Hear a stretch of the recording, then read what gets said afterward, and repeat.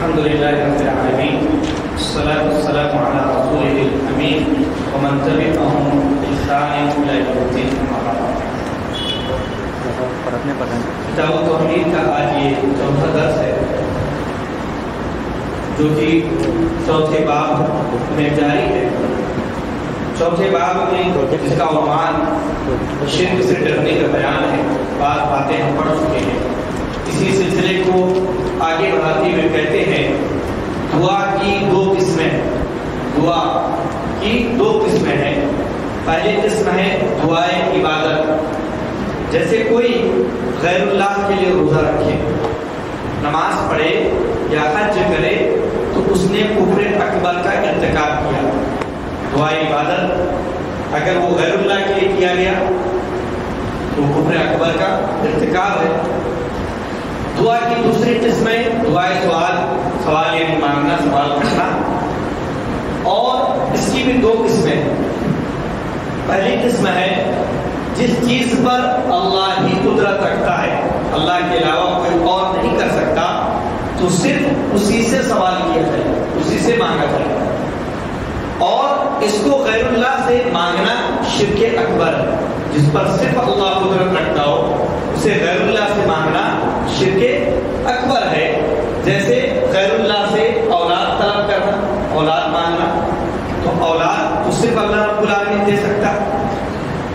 یا بارش کی دعا کرنا, اگر اللہ کے علاوہ کسی اور سے بارش طلب کی جائے, بارش کرانے کے لیے کہا جائے تو یہ شرک اکبر ہو جائے گا, کیونکہ اس امر پر صرف اور صرف اللہ رب العالمین ہی قادر ہے. دعا کی دوسری قسم, دعائے سوال کی دوسری قسم جس پر مخلوق بھی قدرت رکھتا ہے. عارضی طور پر, وقتی طور پر اللہ رب العالمین نے مخلوق کو اختیار دیا, قدرت دیا کہ وہ کام کر سکے. تو ایسی صورت میں 4 شرطوں کے ساتھ دوسرے سے سوال کرنا چاہیے. ایسی کوئی چیز ہے جس پر مخلوق قدرت رکھتا ہے, مخلوق کر سکتا ہے, تو اس سے وہ چیز طلب کی جا سکتی ہے, لیکن 4 شرطوں کے ساتھ. پہلی شرط یہ کہ وہ زندہ ہو, جس سے آپ طلب کر رہے ہیں وہ زندہ ہو, مرا ہوا نہ ہو. یعنی قبر والوں سے سوال نہیں کیا جا سکتا. دوسری شرط ہے کہ موجود ہو, وہ آپ کے پاس موجود ہو, یعنی آپ اس سے رابطہ کر سکتے ہو. موجود ہو کا مطلب رابطہ ہو سکتا ہو آپ کا, جیسے فون کے ذریعے رابطہ ہو سکتا ہے. موجود تو نہیں ہے لیکن فون سے رابطہ آپ کر کے اپنی ضرورت بیان کر سکتے ہیں. تو موجود ہے اس سے رابطہ ممکن ہو, کر سکتے ہو. تیسری شرط قادر ہو, یعنی جس کام کے لیے آپ اس سے کہہ رہے ہیں, جو طلب کر رہے ہیں, وہ کام وہ کر سکتا ہو, وہ کام وہ کر سکتا ہو. جیسے آپ کو پیسے کی ضرورت ہو تو وہ دے سکتا ہو, وہ دے سکتا ہو, کسی سے مانگ کر دے سکتا ہو, یعنی وہ ضرورت پوری کر سکتا ہو. لیکن جو وہ نہیں کر سکتا ہو, اگر آپ اس سے وہ مانگے کہ جہنم سے مجھے بچا دو, جنت کا میرا ٹکٹ کنفرم کر دو, اولاد دے دو, مجھے شفا دے دو, تو یہ چیز وہ نہیں کر سکتا. تو جس بات پر وہ قادر ہے اسی کے لیے آپ کر سکتے ہیں, اس سے طلب کر سکتے ہیں. اور چوتھا سبب, اور اس کو سبب سمجھ کر اس سے سوال کیا جا رہا ہو. آپ اس سے مانگ رہے ہو تو اعتقاد میں, نیت میں یہ ہو کہ اللہ رب العالمین نے اس کو ذریعہ بنایا, سبب بنایا. اصل یہ نہیں ہے, اصل یہ نہیں ہے. اصل تو اللہ رب العالمین ہے, پورا کرنے والا اللہ رب العالمین ہے, لیکن اللہ نے اس کو ذریعہ اور سبب بنایا ہے میری اس ضرورتیں پوری کرنے. تو ان 4 شرطوں کے ساتھ آپ کسی بندے سے اپنی کسی ضرورت کو بیان کر سکتے ہیں اور پوری کرا سکتے ہیں. آگے کہتے ہیں شرک اکبر اور شرک اصغر کے مابین فرق. شرک اکبر اور شرک اصغر کے درمیان کیا فرق ہے, اس کی وضاحت کر رہے ہیں. ہم دونوں طرف سے ایک ایک جملے پڑھیں گے. شرک اکبر کے تعلق سے کہتے ہیں کہ شرک اکبر دائرہ اسلام سے خارج کر دیتا ہے. بندہ اگر شرک اکبر انجام دیتا ہے تو دائرہ اسلام سے خارج ہو جاتا ہے. اب میں یہاں یہ بات بتلا دوں کہ اگر کوئی شرک کر رہا تو ہم عمل کے تعلق سے تو یہ کہیں گے کہ شرک اکبر ایسا جرم ہے, ایسا گناہ ہے کہ اس کی وجہ سے انسان دائرہ اسلام سے خارج ہو جاتا ہے. فلاں بندہ مشرک ہے، وہ شرک کر رہا، ہم اسے نہیں کہہ سکتے کہ یہ دائرہ اسلام سے خارج ہو گیا۔ شرک اکبر کا گناہ ایسا ہے کہ یہ دائرہ اسلام سے خارج کر دیتا ہے، لیکن جو شرک اکبر کر رہا ہے وہ دائرہ اسلام سے خارج ہو گیا یا نہیں ہوا ہم نہیں کہہ سکتے۔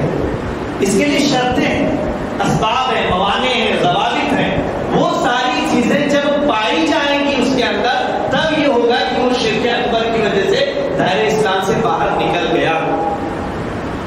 تو مطلق طور پر ہم متعین طور پر کسی شخص کو نہیں کہہ سکتے ہیں کہ یہ شرک اکبر کی وجہ سے دائرہ اسلام سے خارج ہو گیا۔ تو حکم لگانے میں بہت ہی احتیاط کی ضرورت ہے۔ ہم مطلق طور پہ کہہ سکتے ہیں کہ لعنت اللہ علی الکاذبین، جھوٹوں پر اللہ کی لعنت، لیکن کوئی شخص اگر جھوٹ بولتا ہے تو آپ اس سے نہیں کہہ سکتے جس پر اللہ کی لعنت۔ تو مطلق طور پہ حکم لگایا جا سکتا ہے، لیکن متعین حکم لگانے کے لیے ضوابط ہیں، شروط ہیں، موانع ہیں، وہ ساری چیزیں جب پائی جائیں گی تب جا کر حکم لگایا جائے گا اس متعین شخص پر۔ تو اس کا خیال رکھنے کی ضرورت ہے، اور بہت سے لوگ اس میں دھوکہ کھا جاتے ہیں، اس طرح کے مسئلے پڑھتے ہیں کہ یہ کفری عمل ہے اور جو کرتا ہے وہ کافر ہو جاتا ہے، تو کرنے والے کو کہتے ہیں یہ کافر ہو گیا، شرک کرنے والے کو کہتے ہیں یہ دائرہ اسلام سے خارج ہو گیا۔ بات ایسی نہیں، مطلق طور پہ ہم کسی متعین شخص کو نہیں کہہ سکتے کہ وہ کافر ہو گیا۔ شرک اصغر دائرہ اسلام سے خارج نہیں کرتا۔ سب سے بڑا گناہ شرک اکبر ہے، اس کے بعد شرک اصغر ہے۔ تمام گناہوں میں شرک اکبر کے بعد سب سے بڑا گناہ شرک اصغر ہے، لیکن وہ دائرہ اسلام سے خارج نہیں کرتا ہے۔ جیسے ریاکاری شرک اصغر ہے، جیسے اللہ کے علاوہ کسی اور کی قسم کھا لینا شرک اصغر ہے، لیکن اس کی وجہ سے کوئی دائرہ اسلام سے باہر نہیں نکلے گا۔ شرک اکبر سارے اعمال کو برباد کر دیتا ہے۔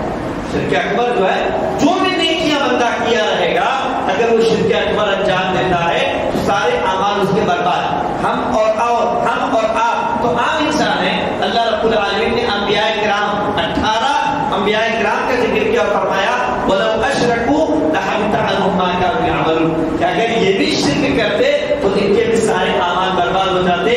اور نبی کریم صلی اللہ علیہ وسلم کو مخاطب کر کے فرمایا وَلَقَدْ أُوحِيَ إِلَيْكَ وَإِلَى الَّذِينَ مِن قَبْلِكَ لَئِنْ أَشْرَكْتَ لَيَحْبَطَنَّ عَمَلُكَ وَلَتَكُونَنَّ مِنَ الْخَاسِرِينَ، کہ ہم نے آپ کی طرف اور آپ سے پہلے جو انبیاء ہیں ان کی جانب بھی اس بات کی وحی کر دی تھی کہ اگر لئن اشرکت، آپ نے شرک کیا تو آپ کے سارے اعمال برباد ہو جائیں گے اور آپ نقصان اٹھانے والوں ہوں گے۔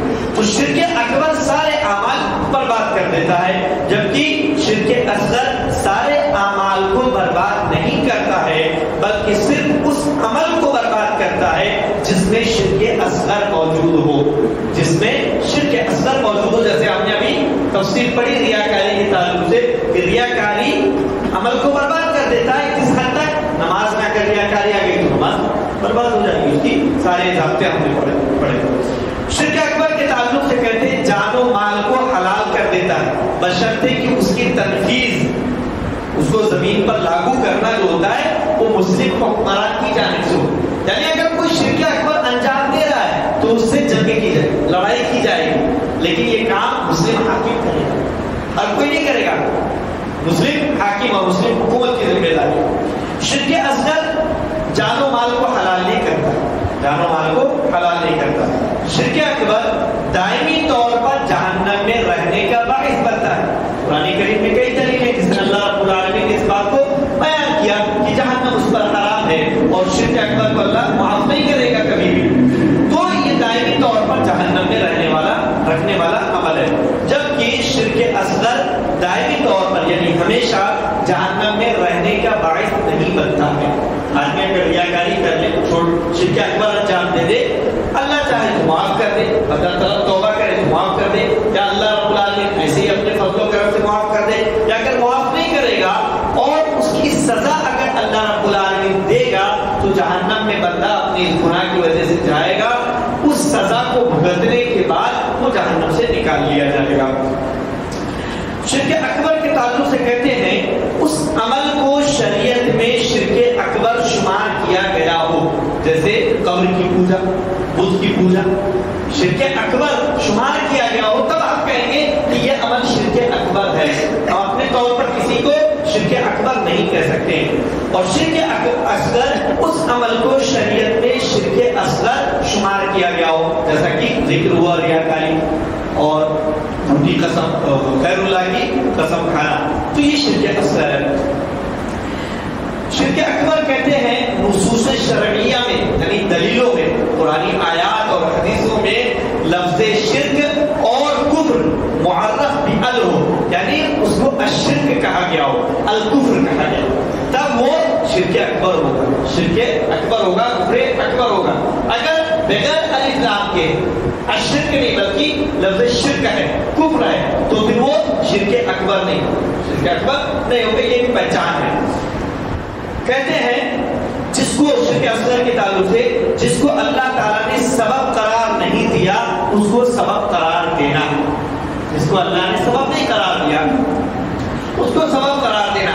جیسے اللہ رب العالمین نے ستاروں کو بارش برسانے کا سبب نہیں قرار دیا، لیکن بہت سے بندے سمجھتے ہیں، کہتے ہیں کہ فلاں نچھتر کی وجہ سے، فلاں تاریخ کی وجہ سے بارش ہو رہی ہے، اس کو سبب بتاتے ہیں. مطلب ان کا عقیدہ تو اوپر والا برسا رہا، لیکن فلاں نچھتر، فلاں تارا، فلاں ستارہ اس طرف آ گیا، اس وجہ سے بارش ہو رہی ہے. تو یہ شرک اصغر ہے.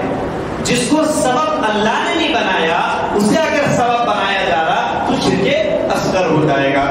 اور اگر یہ عقیدہ رکھ لے گا کہ یہی بارش برسا رہا تب تو شرک اکبر ہو جائے گا. شرک اکبر کے تعلق سے کہتے ہیں کہ اعتقاد رکھے یا عقیدہ رکھے کہ غیر اللہ، اللہ کے علاوہ کوئی اور کائنات میں، دنیا میں خفیہ طور پر، پوشیدہ طور پر تصرف کرنے کا حق رکھتا ہے. وہ تصرف کر سکتا ہے، کائنات کا نظام چلانے کا اس کو بھی اللہ نے اختیار دیا ہوا حق رکھتا ہے. اگر کوئی عقیدہ رکھتا ہے کسی کے تعلق سے، نبی کے تعلق سے، فرشتے کے تعلق سے، کسی اور کے تعلق سے، اور اس کے ہاتھ میں جلب منفعت یعنی نفع پہنچانے کی صلاحیت اور دفع مضرت، نقصان ختم کرنے کی صلاحیت ہے، اگر ایسا عقیدہ کوئی رکھتا ہے تو یہ شرک اکبر. کسی کے تعلق سے اگر ایسا عقیدہ رکھتا ہے جیسا کہ مشرکین اپنے بتوں کے تعلق سے رکھتے ہیں، یا بہت سارے اسلام کے ماننے والے، اسلام کی طرف اپنی نسبت کرنے والے بتوں کے تعلق سے یا مزاروں کے تعلق سے یا مختلف باباؤں کے تعلق سے اپنا ایسا عقیدہ رکھتے ہیں، تو یہ شرک اکبر ہو جاتا ہے. کہتے ہیں ہر وہ چیز، شرک اصغر کے تعلق سے ہر وہ چیز جو شرک اکبر کا وسیلہ ہو وہ شرک اصغر. ہر وہ چیز جو شرک اکبر کا وسیلہ ہو وہ شرک اصغر ہے. جیسے قبرستان میں قبر پر سجدہ کرنا شرک اکبر ہے، لیکن وہاں جا کر قرآن خوانی کرنا، قرآن پڑھنا یا کوئی اور عمل کرنا جس سے آگے کا راستہ ہموار ہو جائے، جس سے آگے کا راستہ ہموار ہو جائے، جو اس کا سبب بن سکتا ہے، اس سے منع کیا گیا اور وہ شرک اصغر ہو جاتا ہے. شرک اصغر ہو جاتا ہے. آخری بات شرک اصغر کے تعلق سے کہ نصوص شرعیہ نے، کتاب و سنت نے لفظ شرک اور کفر سے تعبیر کیا گیا ہو، یعنی بغیر الف لام کے الشرک نہ کہا گیا ہو، الکفر نہ کہا گیا ہو، بلکہ شرک اور کفر کہا گیا ہو، اور معرف بِال یعنی الف لام لگا ہوا نہ ہو تو وہ شرک اصغر ہوتا ہے. مسائل، چوتھا باب ہم نے پڑھا. اس چوتھے باب میں جو مسائل ہیں ان کو ذکر کرتے ہیں. کہتے ہیں پہلا، شرک سے ڈرنا چاہیے. آدمی اگر موحد ہے جیسا کہ ہم سب سمجھتے ہیں تب بھی اس کو شرک سے ڈرنا چاہیے کہ مجھ سے کوئی شرک نہ ہو جائے، چاہے وہ شرک اکبر ہو یا شرک اصغر ہو. علمی طور پر جانتے ہوئے یا لا علمی طور پر آدمی جانتا نہیں ہے اور غیر اللہ کی قسم کھا لیتا ہے. آدمی چاہتا نہیں ہے لیکن اس کے اندر ریاکاری والی باتیں آنے لگتی ہیں تو شرک اصغر آ گیا. تو آدمی کو ڈرنا چاہیے. جب ڈرتا ہے تو آدمی اس سے بچنے کی کوشش کرتا ہے، اور جب ڈر نہیں ہے تو پھر آدمی اس سے بچ نہیں پاتا. دوسرا، ریاکاری بھی شرک کی ایک قسم ہے جیسا کہ ذکر ہوا. تیسرا، ریاکاری شرک اصغر ہے، خفی ریاکاری ہے. ریاکاری بہت اعلیٰ پیمانے پہ ہو جائے تو پورا عمل ہی برباد کر دیتا. چوتھا، نیک لوگوں پر باقی گناہوں کی نسبت ریاکاری کا زیادہ خطرہ. جو افراد نیک ہیں تو ان سے یہ ہوتا ہے کہ وہ بڑے بڑے گناہ نہیں انجام دیں گے، لیکن ان کے لیے ریاکاری کا خطرہ زیادہ رہتا ہے کہ شاید اعمال کر رہے ہیں، عبادات انجام دے رہے ہیں، تو شیطان جو وسوسہ ڈال دیتا ہے ریاکاری کا کہ دکھاؤ، اس سے فائدہ ہوگا دنیا میں، یہ فلاں کا. چونکہ یہ لوگوں کے دلوں میں، ریاکاری لوگوں کے دلوں میں لاشعوری طور پر داخل ہو جاتا ہے، بغیر احساس کے. آدمی سمجھ نہیں پاتا ہے اور دماغ میں یہ چیز آ جاتی ہے، دل میں یہ چیز آ جاتی ہے. اس کے خفیہ ہونے، پوشیدہ ہونے اور لوگوں کی خواہش کی وجہ سے فطری طور پر لوگوں کی چاہت ہوتی ہے کہ لوگ تعریف کریں، میرے عمل پر تعریف کریں، تو بغیر احساس کے بھی یہ چیز دل میں آ جاتی ہے. کیونکہ اکثر لوگوں کی چاہت ہوتی ہے کہ عبادت پر اس کی تعریف کی جائے، اس کی تعریف کی جائے. پانچواں، جنت اور جہنم کا قریب ہونا. چھٹا، ایک ہی حدیث میں جنت اور جہنم کے قریب ہونے کو اکٹھا ذکر کیا گیا. ساتواں، جسے شرک کرتے ہوئے موت آئی وہ جہنم رسید ہوگا. اگرچہ وہ بہت بڑا عابد و زاہد کیوں نہ، بہت بڑا عابد و زاہد ہو، لیکن قبر پرست ہے، شرک انجام دے رہا. اگر یہ شرک اکبر تھا تو کبھی جنت میں داخل نہیں ہو سکتا، اور اگر شرک اصغر ہو تو اپنے گناہ کے بقدر عذاب دیا جائے گا، پھر جنت میں داخل کیا جائے گا، جیسے کہ اس سے پہلے وضاحت ہوئی. آٹھواں، حضرت ابراہیم خلیل اللہ علیہ السلام کا اللہ تعالیٰ سے اپنی اولاد، اپنے اور اپنی اولاد کے لیے بتوں کی عبادت سے محفوظ رہنے کی دعا کرنا ایک بہت بڑا مسئلہ ہے. کہ نبی جو امام الموحدین ہیں وہ اپنے لیے دعا کر رہے کہ اللہ مجھے شرک سے بچانا، تو عام انسانوں کو کتنے احتیاط اور کتنے دعاؤں کی ضرورت ہے. لہذا اس کی سنگینی یعنی خطرناکی ہمیشہ نگاہوں کے سامنے رہنی چاہیے، شرک کی خطرناکی ہمیشہ نگاہوں کے سامنے رہنی چاہیے. نواں، حضرت ابراہیم علیہ السلام نے رب انہن اضللن کثیرا من الناس، اے میرے پروردگار ان بتوں نے بہت سے لوگوں کو گمراہ کر دیا ہے، کہہ کر اکثریت کی حالت سے عبرت پکڑیے کہ اکثر لوگ گمراہ ہیں. تو آدمی عبرت پکڑے کہ اکثر لوگ غلط راستے پر چل رہے ہیں، غلط راستے پر چل رہے ہیں. یہ نہ سمجھے کہ اکثر لوگ جو ہے کسی طریقے پر ہے جس کا مطلب وہ صحیح ہوں گے، کہ اکثر اس طرف ہے. اللہ رب العالمین فرماتے ہیں وَإِن تُطِعْ أَكْثَرَ مَنْ فِي الْأَرْضِ يُضِلُّوكَ عَنْ سَبِيلِ اللَّهِ، کہ اگر آپ زمین میں موجود اکثر لوگوں کی بات مانیں گے، پیروی کریں گے، اطاعت کریں گے، تو وہ آپ کو اللہ کی راہ سے بھٹکا دیں گے. تو عمومی طور پر اکثر یہ ہے کہ اکثر لوگ غلط راستے پر ہی رہتے ہیں، غلط راستے پر ہی رہتے ہیں. حق والے اور حق کو ماننے والے ہمیشہ سے کم تر رہے ہیں. 10واں، امام بخاری رحمۃ اللہ علیہ کے بیان کے مطابق ان آیات و احادیث میں کلمہ لا الہ الا اللہ کی تفسیر ہے. لا الہ الا اللہ کا جو مفہوم ہے، تقاضا ہے، وہی باتیں اس میں بیان کی گئی ہے، گویا اس کلمے کی تفسیر بیان کی گئی. 11واں، اس باب سے شرک سے محفوظ رہنے والوں کی فضیلت بھی ثابت ہوتی ہے، جیسا کہ حدیث میں گزرا کہ وہ جنت میں داخل ہوں گے. 5واں باب، اس کا عنوان ہے لا الہ الا اللہ کی گواہی کے لیے لوگوں کو دعوت دینے کا بیان. لوگوں کو اس کلمے کی طرف بلانا، اسلام کی طرف دعوت دینا، کلمہ لا الہ الا اللہ کی دعوت دینا، اس تعلق سے یہ باب ہے. کہتے ہیں مصنف رحمۃ اللہ علیہ نے یہ باب کیوں قائم کیا؟ یہ باب کیوں قائم کیا؟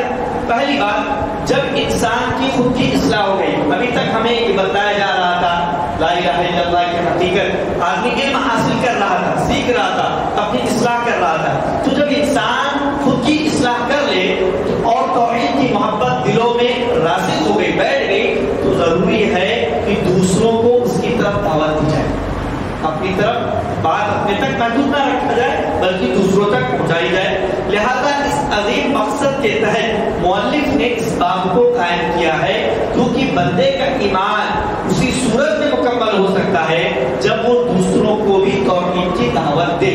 لہذا توحید پر خود کاربند ہونے کے ساتھ، یعنی خود تو عمل پیرا ہے بندہ، لیکن ساتھ ساتھ اس کی طرف دعوت دینا بھی ضروری ہے. قرآن و سنت کے اندر بہت ساری اس بات کی دلیلیں ہیں جس کے اندر اس بات کو بیان کیا گیا کہ آپ کے پاس شریعت کی بات پہنچی تو آپ اسے دوسروں تک پہنچائیں. بلغوا عنی ولو آیا، کہ میری بات جو آپ تک پہنچی ہو، گرچہ ایک آیت تو ایک ٹکڑا ہو، اسے آپ پہنچائیے.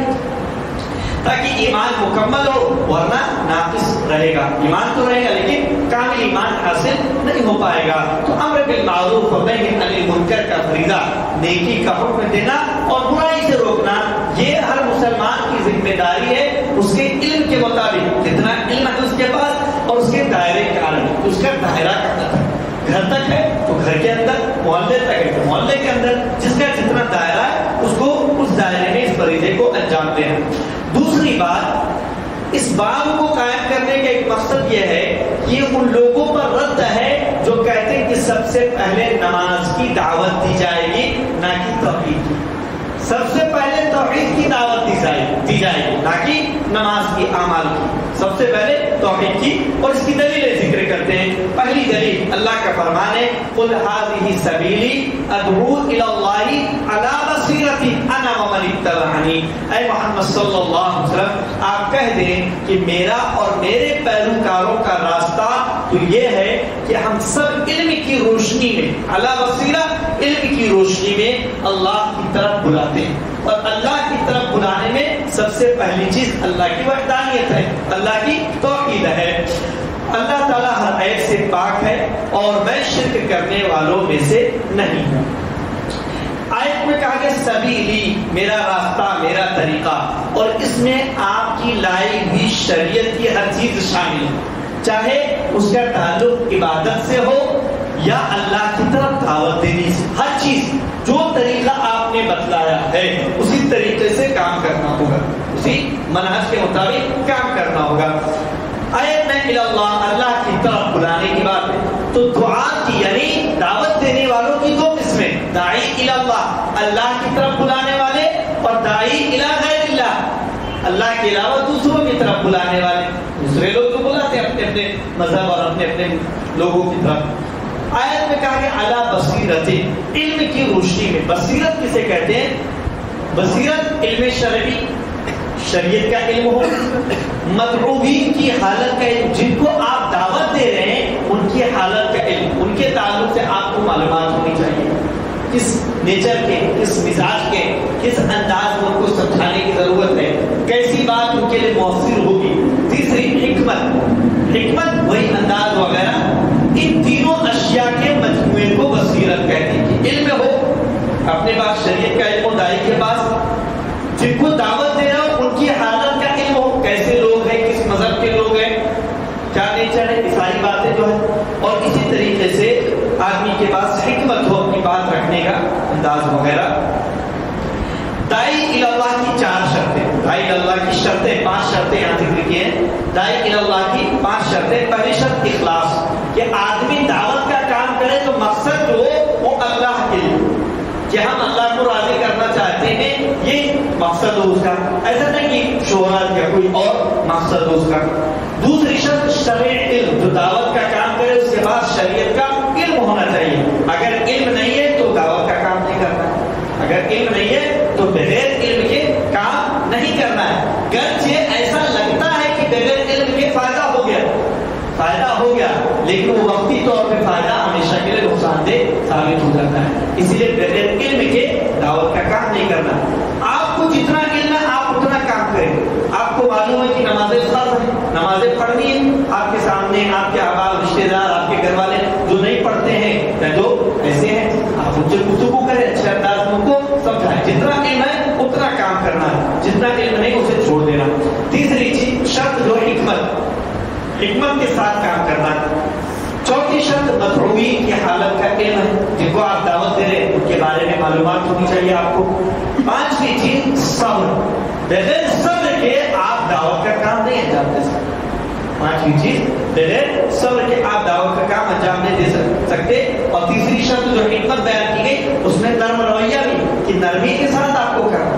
حکمت میں انداز وغیرہ جو ہے وہ نرمی کے ساتھ. دوسری دلیل حضرت عبداللہ بن عباس رضی اللہ عنہما سے مروی ہے کہ رسول اللہ صلی اللہ علیہ وسلم نے حضرت معاذ رضی اللہ عنہ کو یمن روانہ کرتے وقت فرمایا انک تأتی قوما من اہل الکتاب. عربی عبارت چھوڑ کے دوسرے پیج کے چوتھے لائن سے اردو عبارت ہے، اسے ہم پڑھتے ہیں.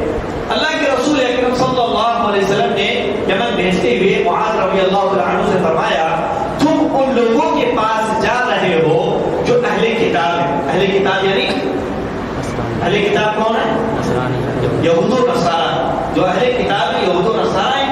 انہیں کتاب دی گئی اللہ رب العالمین کی جانب سے. کہتے ہیں تم انہیں سب سے پہلے کلمہ لا الہ الا اللہ کی دعوت دینا, لا الہ الا اللہ کی گواہی کی دعوت دینا, انہیں اس کلمے کی دعوت دینا. اور ایک روایت میں ہے کہ تم انہیں سب سے پہلے اللہ تعالیٰ کی وحدانیت یعنی توحید کی دعوت دینا. دیکھیے دلیل میں صاف صاف ہے کہ سب سے پہلے توحید کی دعوت دینی. لیکن بہت سے لوگ کہتے ہیں کہ توحید کی دعوت آپ پیش کریں گے تو لوگ بفر جائیں گے, متنفر ہو جائیں گے, اس سے پہلے نماز کی طرف بلائیے, نماز کے سائنسی فوائد بتلائیے, جسمانی فوائد بتلائیے, پریکٹیکل کر کے دکھلائیے. یہ مذہب ایسا نہیں, دین ایسا نہیں ہے. اصل دین کیا ہے؟ توحید. اصل دین توحید ہے, باقی تو عمل. تو توحید کی دعوت سب سے پہلے دی جائے گی, جیسا کہ اس حدیث میں بھی ذکر ہے. کہتے آگے بس اگر وہ تمہاری بات مان جائیں تو انہیں بتلانا کہ اللہ تعالیٰ نے ان پر دن اور رات میں 5 نمازیں فرض کی ہیں. دوسرا رکن اسلام کا. بس اگر وہ تمہاری یہ بات بھی مان جائیں, تسلیم کر لیں, تو پھر انہیں بتلانا کہ اللہ تعالیٰ نے ان پر زکات فرض کی ہے. اسلام کا تیسرا رکن جو ان کے اصحاب ثروت سے, مالداروں سے وصول کر کے ان کے فقراء اور غرباء میں تقسیم کر دی جائے گی. بس اگر وہ تمہاری یہ بات بھی مان جائے تو ان کے عمدہ اور قیمتی مال لینے سے گریز کرنا. یعنی کہ اچھا زکات لینی ہے تو جو اچھا مال ہے وہ لے لیں, ایسا نہیں کرنا, بلکہ متوسط درجے کا لینے کا حکم ہے. اور کہتے ہیں اور مظلوم کی بد دعا سے بچنا ہے, ظلم کرنے سے بچنا, کیونکہ اس کے اور اللہ کے درمیان کوئی حجاب نہیں ہے, کوئی آڑ نہیں ہے. مظلوم کوئی بھی ہو, کافر بھی ہوگا تو بھی اس کی اور اللہ کے درمیان کوئی رکاوٹ نہیں ہے. اس کی دعا بد دعا جو ہوگی وہ اللہ رب العالمین تک ڈائریکٹ پہنچے گی. یہ بخاری مسلم کی روایت ہے. اس حدیث میں دعا کو, داعیوں کو سکھلانے اور انہیں اللہ کی طرف دعوت دینے کے لیے بھیجنے کی مشروعیت کا ثبوت ہے. یعنی داعی تیار کرنا, دعا کو تیار کیا جائے, علم دیا جائے, ان کو سکھلایا جائے ساری باتیں, اور پھر انہیں بھیجا جائے کہ آپ جا کر فلاں جگہ یا جا کر دعوت کا کام کریں. یہ چیز ثابت ہوتی ہے. دوسری بات, نبی کریم صلی اللہ علیہ وسلم نے صرف ایک آدمی کو بھیجا تھا, معاذ رضی اللہ تعالیٰ عنہ کو اکیلا بھیجا تھا, جس سے خبر واحد یعنی ایک بندے سے مرگی روایت, ایک اکیلا کوئی حدیث ایسی ہے, کوئی خبر ایسی ہے جو ایک بندے نے بیان کی ہو تو خبر واحد کے قبول کرنے کا ثبوت ملتا ہے کہ اس کی بات تسلیم کی جائے گی. ہاں اس کی سچائی, اس کے عدل کو پرکھا جائے گا. تو صحابہ تو تمام کے تمام کلهم عدل, سب کے سب عادل ہیں, سچے ہیں, گرچہ اس کا تعلق عقیدے ہی سے کیوں نہ ہو, اس خبر, اس حدیث کا تعلق, روایت کا تعلق عقیدے ہی سے کیوں نہ ہو, اس ایک بندے کی روایت کو بھی قبول کیا جائے گا. بعض لوگ قبول نہیں کرتے. خبر واحد یہ جو قسم بنائی گئی, یہ قسم ہی کہیں ایک اعتبار سے غلط ہے, ضرورت تھی اس کی, لیکن مصطلحات میں اس کی قسم بنائی گئی. بعض لوگ اس خبر واحد کو قبول کرنے سے کیا کرتے ہیں کہ اس کو صرف اعمال میں قبول کیا جائے گا, عقیدے میں قبول نہیں کیا جائے گا, جبکہ محدثین اور اہل سنت کا یہ موقف ہے کہ اسے قبول کیا جائے گا, کیونکہ اللہ کے رسول نے اکیلے بھیجا تھا. توحید کی بھی دعوت دے رہے, عقیدے کی بھی دعوت دے رہے, اعمال کی بھی دعوت دے رہے, ہر چیز کی دعوت دے رہے. تیسری بات, آپ صلی اللہ علیہ وسلم نے دنوں کی قید نہیں لگائی, اس لیے جو لوگ دنوں کی قید لگا کر نکلتے ہیں یا نکالتے ہیں 40 دن کے لیے, 3 دن کے لیے, 7 دن کے لیے, یہ درست نہیں, یہ ثابت نہیں ہے. تاکہ ان کی ضرورت کے مطابق جتنا چاہیں ان کے پاس ٹھہرے رہیں. اب جس علاقے میں ہم دعوت کا کام کرنے جا رہے ہیں وہاں ضرورت ہے کہ آدمی 1 مہینہ رکے اور اچھے سے تعلیم دے, لیکن بندہ 3 دن کے لیے گیا, 3 دن کر کے بولا میرا وقت پورا ہو گیا, چلا گیا, بات تو بنی نہیں, آدھی ادھوری بات معلوم ہوئی ان کو, لہذا یہ دوسری. تو دنوں کی تعین کرنا یہ ثابت نہیں ہے, اس لیے اللہ کے رسول نے قید نہیں لگائی کہ آپ جانا 3 مہینے رہنا, 40 دن رہنا اور چلے آنا, ایسا نہیں, بلکہ انہیں بھیجا تاکہ ان کی ضرورت کے مطابق جتنا چاہیں ان کے پاس ٹھہرے رہیں. لہذا دعوت کے لیے ایام مخصوص کرنا سنت نبوی سے ثابت نہیں ہے. چوتھی بات, مخالفین کو دعوت دینے کا سب سے آسان طریقہ یہ ہے کہ انہیں توحید کی طرف بلایا جائے, نہ کہ مناظرہ کیا جائے, ان سے بحث و جدال نہیں کرنا. بگڑنا نہیں ہے، بلکہ توحید کی خالص دعوت کو ان کے سامنے پیش کر دینا ہے۔ ہمارا کام تبلیغ پہنچانا ہے، نہ کہ منوانا، نہ کہ منوانا، ہمارا کام پہنچانا ہے۔ توحید کی دعوت بڑی مؤثر ہوتی ہے، اگر اسے قبول کرانا ہوگا اللہ کو، اللہ رب العالمین اس کے دل میں بات ڈال دے گا اور بندہ قبول کر لے گا۔ لیکن اگر اس کا دل فطرت پر موجود نہیں ہے تو پھر یہ چیز مشکل ہو جاتی ہے۔ پانچویں بات، صرف اسلام کی طرف دعوت دینا کافی نہیں ہے، بلکہ اسلام لانے کے بعد واجبات دین سے بھی باخبر کرنا ضروری ہے۔ باخبر کرنا بھی ضروری ہے۔ آپ نے بس توحید کی دعوت دی، بندہ توحید کو تسلیم کر لیا اور اس کو چھوڑ دیا اس کی حال پر نہیں، اعمال بھی بتانے۔ اسلام لانے کے بعد اس کی کیا کیا ذمہ داریاں ہیں، کیا واجبات اس کے اوپر، وہ بھی بتانا ہے۔ اب آج لوگ کیا کرتے ہیں، بہت سارے صرف اعمال کی طرف دعوت دیتے ہیں، توحید درست ہی نہیں ہے اور اعمال کی طرف دعوت دیے جا رہے ہیں، جبکہ بغیر توحید کے عمل کا کوئی مطلب نہیں ہے۔ اتنے میں اعمال کر لیے جائیں، اگر توحید نہیں ہے تو سارے اعمال حقارت ہو جائیں گے۔